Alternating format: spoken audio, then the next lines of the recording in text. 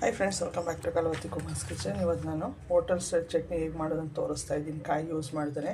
1 cup ನಾನು ಕಡಲೆಕಾಯಿ ಬೀಜ, 1/4 ಕಪ್ಪು ಹುರ್ಗಡ್ಲೆ, ಒಂದು ಅರ್ಧ ಸ್ಪೂನ್ ಆಗಷ್ಟು ನಾನು ಕಡಲೆಬೇಳೆ, ಒಂದು ಅರ್ಧ ಸ್ಪೂನ್ ಆಗಷ್ಟು ಉದ್ದಿನಬೇಳೆ, ಒಂದು 1/4 ಟೀ ಸ್ಪೂನ್ ಜೀರಿಗೆ, ಸ್ವಲ್ಪ ಶುಂಠಿ, ಒಂದು ಸ್ವಲ್ಪ ಹುಣಸೆಹಣ್ಣು, ಒಂದು 3 ಹಸಿಮೆಣಸಿನ್ಕಾಯಿ ತೊಗೊಂಡಿದ್ದೀನಿ, ಸ್ವಲ್ಪ ಪುದೀನ, ಸ್ವಲ್ಪ ಕೊತ್ತಂಬರಿ ಬೇಕಾಗುತ್ತೆ, ಮತ್ತು ರುಚಿಗೆ ತಕ್ಕಷ್ಟು ಉಪ್ಪು. ಈಗ ಹೇಗೆ ಮಾಡೋದಂತ ನೋಡೋಣ ಬನ್ನಿ.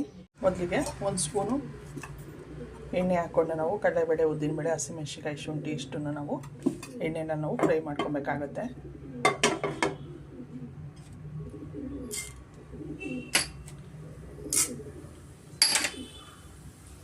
ಮತ್ತು ಹಸಿಮೆಣಸಿನ್ಕಾಯಿ,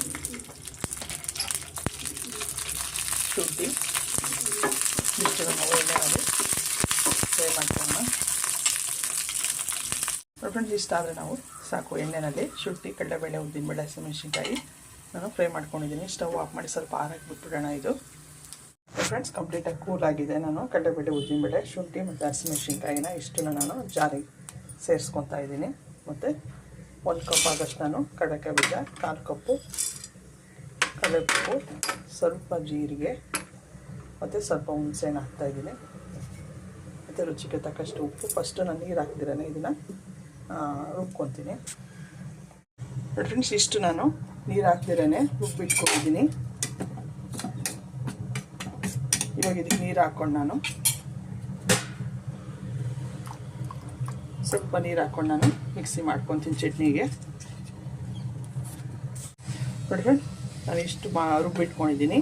ಇವಾಗ ನಾನು ಕೊತ್ತಂಬರಿ, ಸ್ವಲ್ಪ ಪುದೀನ, ಗ್ರೀನಿಶ್ ಆಗಿ ಬರುತ್ತೆ ಹೋಟೆಲ್ ಸ್ಟೈಲು ಚಟ್ನಿ ಥರ. ಇವಾಗ ನಾನು ಮಿಕ್ಸಿ ಮಾಡ್ಕೊತೀನಿ. ಫ್ರೆಂಡ್ಸ್, ರೆಡಿಯಾಗಿದೆ ನೋಡಿ. ಟೇಸ್ಟು ತುಂಬ ಚೆನ್ನಾಗಿರುತ್ತೆ. ಹೋಟ್ಲಲ್ಲಿ ಇರುತ್ತಲ್ಲ ಅದೇ ಥರ. ಇನ್ನೊಂದು ಸ್ವಲ್ಪ ನೀರು ಹಾಕ್ಕೊಂಡು ನೀರು ಚಟ್ನಿ ಥರ ನೀವು ಮಾಡ್ಕೊಬೋದು. ಇಷ್ಟಾದರೆ ನಮಗೆ ಸಾಕು. ಈಗ ಇದಕ್ಕೊಂದು ಒಗ್ಗರಣೆ ಹಾಕ್ಕೊಂಬಿಡೋಣ. ಫ್ರೆಂಡ್ಸ್, ರೆಡಿಯಾಗಿದೆ.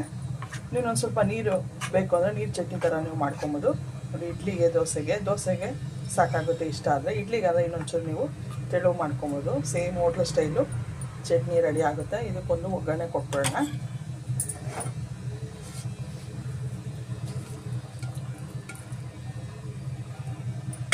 ಸಿಂಪಲಾಗಿ ಈಸಿಯಾಗಿರೋ ಒಂದು ಹೋಟೆಲ್ ಸ್ಟೈಲು ಚಟ್ನಿ ರೆಡಿಯಾಗಿದೆ.